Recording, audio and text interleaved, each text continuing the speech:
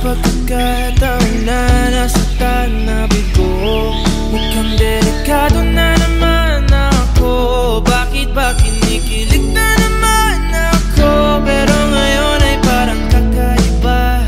Pag nakatingin sa iyong mata, ang mundo ay kalma. Ngayong andyan ka na, di nagmamadali ko na katabi. Ang saan ko kay pumuti. Di na maghanap ng kung anong sagot sa mga tanong, dahil ikaw ang katiyakan ko.